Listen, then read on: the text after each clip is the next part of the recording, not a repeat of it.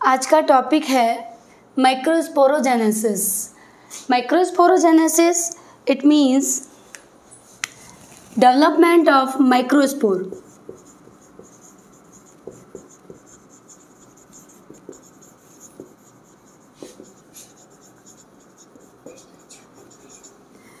Development of microspore it is called microsporogenesis. Microsporogenesis की processing कहाँ होती है? मेल गैमेट एंथर में।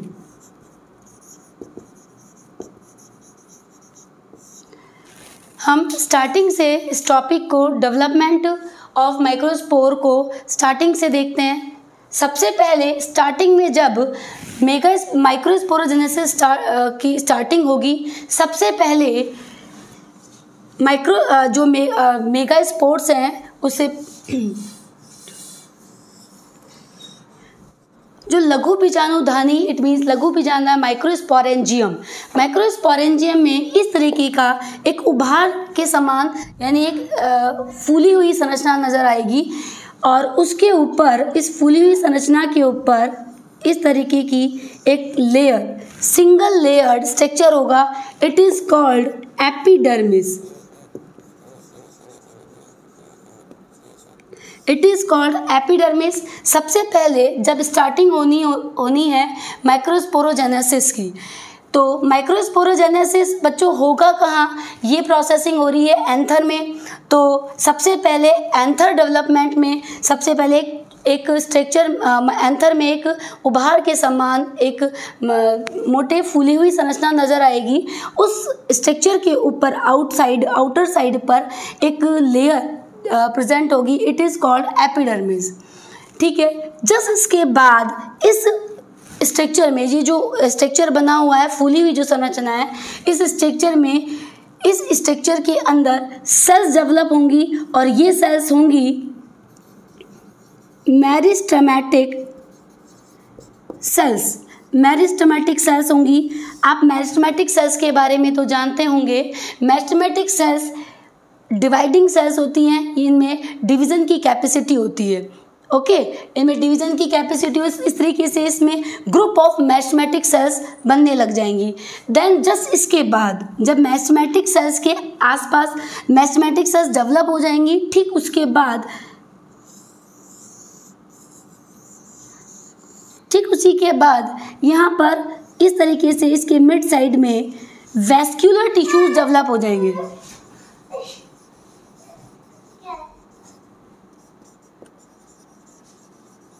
वैस्कुलर टिश्यूज बन जाएंगे। ओके, वैस्कुलर टिश्यूज बन जाएंगे और वैस्कुलर टिश्यूज आप जानते हैं क्या होते हैं? जाइलम एंड फ्लोएम जो प्लांट्स में होते हैं वो डेवलप होने लग जाएंगे। अब वैस्कुलर टिश्यूज डेवलप होने के बाद ये जैसे ही वैस्कुलर टिश्यूज डेवलप हो जाएंगे, ठीक उसके बाद इस स्ट्रक्चर के चारों साइडों में 1 2 3 4 इस तरीके से इस साइड जो मैं मार्क कर रही हूँ, इस साइड चारों साइड में कुछ सेल्स डेवलप होंगी। जैसे कि ये वाली लेयर को हम एपिडर्मिस बोल रहे थे। एपिडर्मिस के ठीक नीचे ये वाला जो स्पेस है, इस वाले स्पेस को हाइपोडर्मल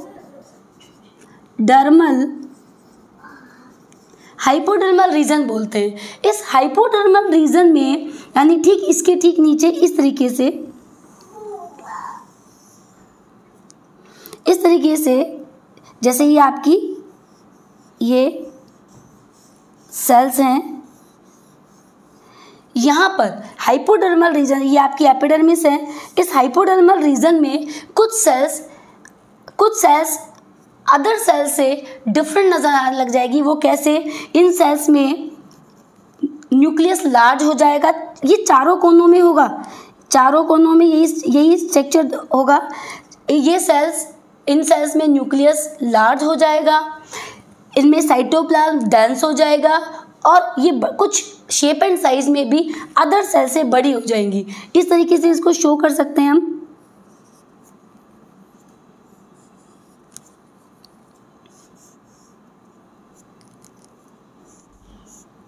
ठीक है, ये अदर सेल से कुछ अलग नजर आने लग जाएगी। अब इन सेल्स को हम आर्कीस्पोरियल सेल्स बोलते हैं।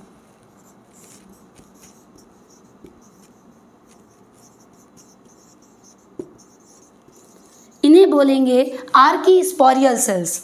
आर्कीस्पोरियल सेल्स फिर से देख लीजिए, जब ये एपिडर्मिस के ठीक नीचे वाले रीजन, एपिडर्मिस के ठीक नीचे वाली जो लेयर होती है वो हाइपोडर्मल लेयर होती है। हाइपोडर्मल लेयर की जो सेल्स है, जो आसपास की जो सेल्स हैं, वो सेल्स कुछ उसमें से कुछ सेल्स आसपास की सेल से न्यूट्रिशन एब्जॉर्ब करेंगी। न्यूट्रिशन एब्जॉर्ब करके अपने उनका जो न्यूक्लियस का साइज है वो लार्ज हो जाएगा और डेंस साइटोप्लाज्म हो जाएगा, और शेप एंड साइज में भी अदर सेल से वो थोड़ी बड़ी नजर आने लग जाएगी, लार्ज हो जाएगी। तब उन्हें हम कहने लगेंगे आर्कीस्पोरियल सेल्स। ओके, आर्कीस्पोरियल सेल्स डेवलप हो जाएंगी और ये आर्कीस्पोरियल सेल्स इसमें चारों ओर यानी 1 2 3 4 साइड में, चारों साइड्स में नजर आएंगी, यानी बनने लग जाएंगी। ओके, देन इसके बाद ये जो आर्कीस्पोरियल सेल्स है बच्चों, ये आर्कीस्पोरियल सेल्स लगातार कंटिन्यूस डिवीजन करेगी, कंटिन्यूस डिवीजन माइटोसिस डिवीजन करेंगी। माइटोसिस डिवीजन करके इस आर्कीस्पोरियल सेल्स में माइटोसिस डिवीजन होगा और 3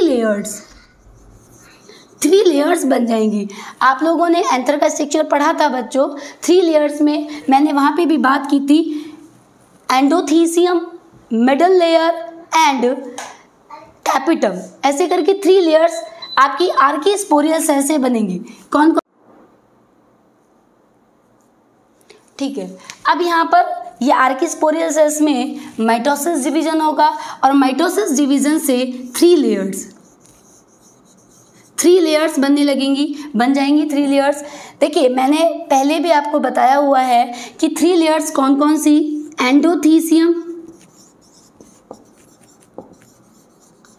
endothecium, second is middle layer and third is tapetum.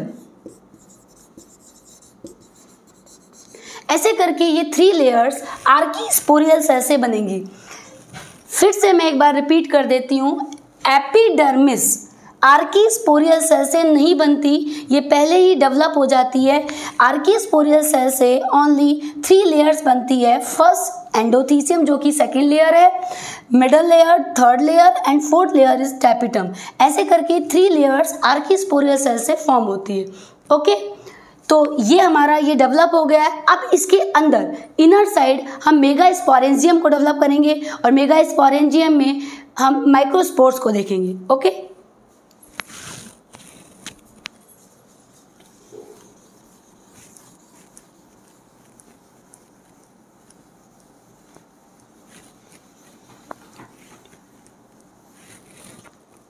अब देखिए आगे नेक्स्ट, अब ये आपका डेवलप हो गया था, हमने डेवलप कर लिया एक मेगास्पोरेंजियम। मेगास्पोरेंजियम फिर से देख लीजिएगा, ये 4 साइड बायलोब्ड एंड 4 इसमें चैम्बर्स प्रेजेंट होते हैं। तो मैंने पहले भी बताया हुआ है टेट्राड स्ट्रक्चर होता है, तो चारों ओर से एक जैसा स्ट्रक्चर, टेट्रागोनल स्ट्रक्चर है तो चारों ओर से एक जैसा नजर आएगा।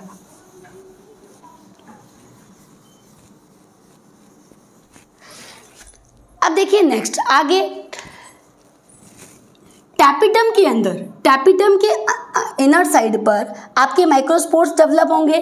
टैपिटम के अंदर की साइड पर सबसे पहले जो सेल्स हैं इनर साइड पर, टैपिटम के इनर साइड पर जो सेल्स हैं वो सेल्स डेवलप होंगी, शेप एंड साइज में ग्रोथ करेंगी और ग्रोथ करके डेवलप होकर ये सेल्स, इन सेल्स में डिवीज़न होगा, इसमें सेल में डिवीज़न होगा पेरिक्लाइनल डिवीज़न होगा।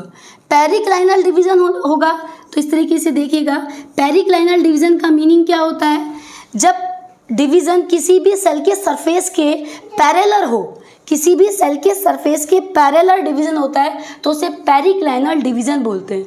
ठीक है ना, इसमें पेरिक्लाइनल डिवीज़न होगा तो जो आउटर, बाहर की ओर जो सेल बनेंगी, देखिए फिर इसको एक बार इस तरीके से देख लेते हैं अपन, इस तरीके से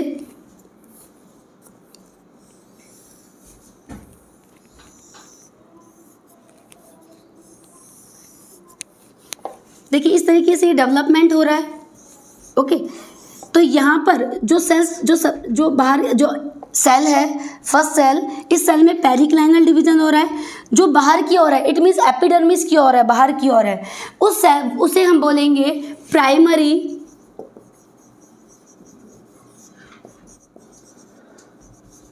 पैराइटल सेल, उसे हम बोलेंगे प्राइमरी पैराइटल सेल, शॉर्ट में बोलते हैं पीपीसी, पीपीसी। एंड सेकंड जो इनर साइड होगी उसे बोलेंगे प्राइमरी स्पोरोजीनस सेल। ऐसे करके यहाँ पे 2 सेल्स में डिवाइड हो जाएंगी पेरिक्लाइनल डिवीजन के थ्रू। यहाँ पे 2 सेल्स बनेंगी, एक तो फर्स्ट आउटर साइड पर बनेगी primary parietal cell PPC and second is primary sporogenous cells. Okay, primary sporogenous cells. अब अपन पहले प्राइमरी यानी पीपीसी पैराइटल सेल्स को देखते हैं। प्राइमरी पैराइटल सेल्स, प्राइमरी जो पैराइटल सेल्स है इसमें कंटिन्यूस, इस सेल में, ऊपर वाली सेल में कंटिन्यूस पेरिक्लाइनल और एंटीक्लाइनल, यहाँ पे दोनों तरीके से, इस तरीके से हम शो कर देते हैं इसको, इसमें पेरिक्लाइनल एंड एंटीक्लाइनल डिवीजन होगा। इसमें दोनों तरीके से डिवीजन होगा, पेरिक्लाइनल और एंटीक्लाइनल। कई बार ये क्वेश्चन बच्चों के दिमाग में आता है कि पेरिक्लाइनल डिवीजन क्या होता है और एंटीक्लाइनल, फिर से मैं रिपीट कर देती हूँ।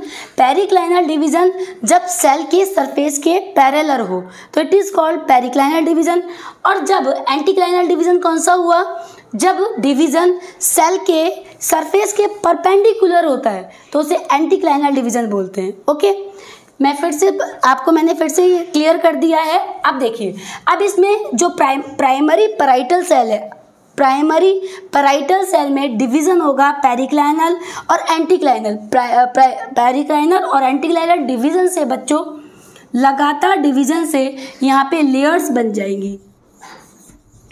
लेयर्स की बात जस्ट अभी थोड़ी देर पहले भी मैंने की थी। लेयर्स, ओनली 3 लेयर्स बनेंगी, endothecium, middle layer and tapetum. यहाँ पे 3 लेयर्स बन जाएंगी। फिर से रिपीट कर देते हैं, endothecium, second is middle layer and third is tapetum. फिर से रिपीट कर देती हूँ, ये 3 लेयर जो सेकंड, थर्ड और फोर्थ लेयर है वही इससे बनेंगी, फर्स्ट लेयर एपिडर्मिस से नहीं बनती। ओके, ठीक है। अब ये जो लेयर्स हैं, ये लेयर्स बन गई हैं। अब हमारे पास एक और सेल बची हुई है, कौन सी, प्राइमरी स्पोरोजीनस सेल्स। इसके बारे में बात करते हैं।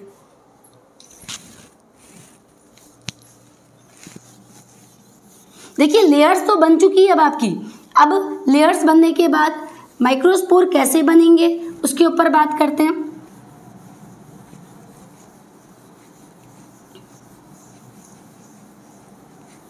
देखिए, अब आपकी प्राइमरी स्पोरोजीनस सेल्स हैं।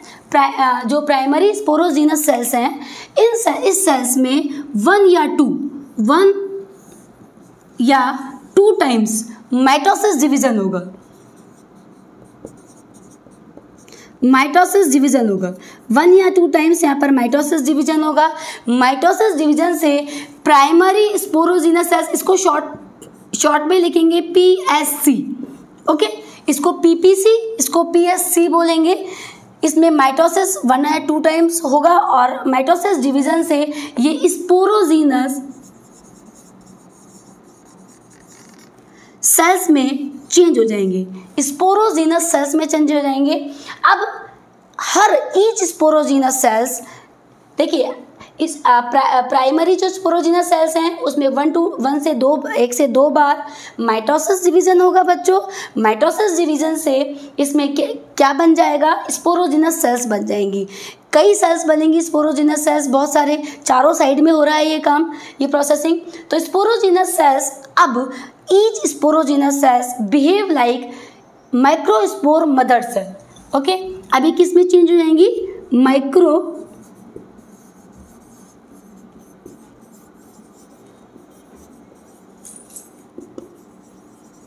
माइक्रोस्पोर मदर सेल की लाइक बिहेव करने लग जाएंगी, ठीक है।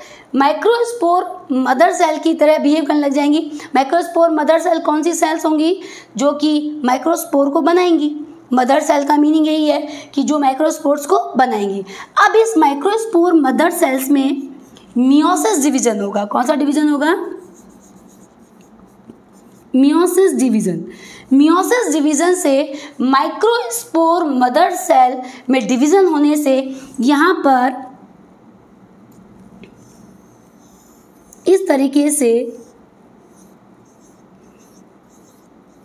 4 माइक्रोस्पोर्स बन जाएंगे। कितने माइक्रोस्पोर बनेंगे, 4 माइक्रोस्पोर्स, ठीक है। 4 माइक्रोस्पोर्स बनेंगे।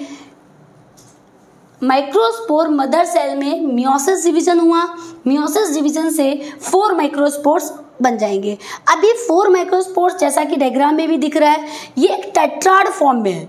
एक टेट्राड फॉर्म में एक दूसरे के साथ एक साथ प्रेजेंट है, ठीक है। इनके अंदर ये जो नज़र आ रही है आपको, ये एक कैलोज की बनी हुई एक बहुत ही थिन लेयर होती है। Callose is a carbohydrate. ये कैलोज एक कार्बोहाइड्रेट है, इसकी बनी हुई बहुत ही थिन लेयर होती है। इसके अंदर कैलोज की लेयर होती है, ये कैलोज लेयर है, ओके। ये कैलोज लेयर है, ठीक है। अब देखिए क्या होता है, फिर से इसको एक बार देखिए। टैपिटम जो आपकी लेयर है, टैपिटम लेयर में एंथर में जब हमने स्टडी की थी, हमने पढ़ा था टैपिटम में, तो टैपिटम रप्चर होगी। रप्चर होने से क्या फ्री करेगी, क्या फ्री होंगे यूबिश बॉडीज। यूबिश बॉडी क्या फ्री होंगे या क्या रिलीज होगी, टैपिटम रप्चर होगी। रप्चर होने से क्या फ्री होंगे, यूबिश बॉडीज। यूबिश बॉडीज किससे बनी होती है, स्पोरोपोलेनिन से। स्पोरोपोलेनिन से बनी होती है कौन, यूबिश बॉडीज। अब ये यूबिश बॉडीज कहाँ चली जाएंगी, माइक्रोस्पोरेंजियम में। कहाँ चली जाएंगी, ये वाला स्ट्रक्चर फिर से एक बार दिमाग में रखिएगा। इस तरीके से ये टैपिटम थी, यहाँ पर टैपिटम याद रखिए। अब ये जो यूबिश बॉडीज है माइक्रोस्पोरेंजियम में एंट्री कर जाएंगी और माइक्रोस्पोरेंजियम में जाकर यूबिश बॉडीज माइक्रोस्पोरेंजियम में जाकर ये जो आपके माइक्रोस्पोर्स हैं, इन माइक्रोस्पोर, ये देखिएगा, ये माइक्रोस्पोर है, इसके चारों ओर इस तरीके की लेयर बना देती है। इस लेयर को हम बोलते हैं एक्साइन लेयर, इसे बोलते हैं एक्साइन। फिर से देख लीजिए, टैपिटम रप्चर होगी, यूबिश बॉडीज यहाँ से रिलीज होंगी। रिलीज होकर ये यूबिश बॉडीज स्पोरोपोलेनिन की बनी होती हैं। अब ये जो स्पोरोपोलेनिन की बनी हुई है, तो अब ये माइक्रोस्पोर्स जो आपके बन गए हैं यहाँ पर, उन माइक्रोस्पोर्स के चारों ओर ये कवर कर लेंगी ये यूबिश बॉडीज, और क्या लेयर, कौन सी लेयर बना देगी, एक्साइन लेयर, ओके। अब देखिए यहाँ पर थोड़ा सा आपके जो ये माइक्रोस्पोर्स है टेट्राड फॉर्म में है, इनको ये इनके बीच में जो लेयर है, ये जो लेयर नज़र आ रही है थिन लेयर होती है, कैलोज की बनी होती है। टैपिटम के थ्रू एक कैलेज नाम का एंजाइम सीक्रेट होता है, और ये एंजाइम इसको डाइल्यूट कर देता है, इस लेयर को, कैलोज लेयर को कैलेज एंजाइम डाइल्यूट कर देता है, और डाइल्यूट कर देने से ये आपको चारों के चारों माइक्रोस्पोर्स अलग अलग सेपरेट हो जाते हैं, अलग अलग हो जाते हैं। टैपिटम कई बार ये आपकी एनसीईआरटी में बच्चों है, ये जिक्र किया हुआ है कि टैपिटम एंजाइम और हार्मोन दोनों सीक्रेट करता है। टैपिटम की फंक्शंस अगर आप देखें तो टैपिटम का इंपॉर्टेंट फंक्शन तो न्यूट्रिशन प्रोवाइड करना ही है, साथ में ये क्या बनाता है, स्पोरोपोलेनिन सीक्रेट करता है, जो कि आपने देख लिया है। साथ में ये हार्मोन और एंजाइम दोनों सीक्रेट करते हैं। तो एंजाइम का नाम तो मैंने बता ही दिया, कैलेज एंजाइम, और हार्मोन बहुत थोड़ी मात्रा में सीक्रेट करता है ग्रोथ हार्मोन ऑक्सिन, ठीक है ना। तो कैलेज का मैंने फंक्शन बता दिया आप लोगों को। कैलेज एंजाइम इस कैलोज लेयर जो कि कार्बोहाइड्रेट की बनी हुई है इसे डाइल्यूट करने का काम करता है। अब ये क्या हो गए, सेपरेट हो गए। अभी तक हम इन्हें माइक्रोस्पोर कह रहे हैं, अभी तक हम इन्हें क्या कह रहे हैं, माइक्रोस्पोर्स। जैसे ही माइक्रोस्पोर्स, इन माइक्रोस्पोर्स के चारों ओर यूबिश बॉडी इन्हें कवर करके स्पोरोपोलिनिन की, इस तरीके से स्पोरोपोलिनिन की एक्साइन लेयर जो मैंने अभी जस्ट बताया, एक्साइन लेयर बना देती है। अब हम इन्हें कहने लगेंगे पॉलन ग्रेन्स। अब हम इन्हें कहेंगे पॉलन ग्रेन्स। ऐसे तो बच्चों आप जहाँ भी देखोगे हम कहते हैं माइक्रोस्पोर्स और पॉलन ग्रेन एक ही है। एक्चुअल में इतना सा डिफरेंस है, ध्यान रखना। माइक्रोस्पोर्स के चारों ओर कभी भी एक्साइन लेयर नहीं होती। जैसे ही एक्साइन लेयर यानी स्पोरोपोलिनिन की बनी हुई एक्साइन लेयर इसके चारों ओर आ जाती है, अब हम इन्हें पॉलन ग्रेन्स कहने लग जाते हैं। ठीक है, माइक्रोस्पोर एंड पॉलन ग्रेन में डिफरेंस आप लोगों को क्लियर हो गया होगा आई थिंक। ठीक है, ये आपका माइक्रोस्पोरोजेनेसिस था। माइक्रोस्पोरोजेनेसिस में ये इंपॉर्टेंट फीचर, एक ये सबसे इंपॉर्टेंट यही बात है कि माइक्रोस्पोर्स एक्साइन लेयर के बाद पॉलन ग्रेन में चेंज हो जाते हैं। ओके, ठीक है, थैंक यू। आपको मेरा वीडियो पसंद आया तो लाइक शेयर ज़रूर कीजिएगा और मेरे चैनल को सब्सक्राइब कीजिएगा।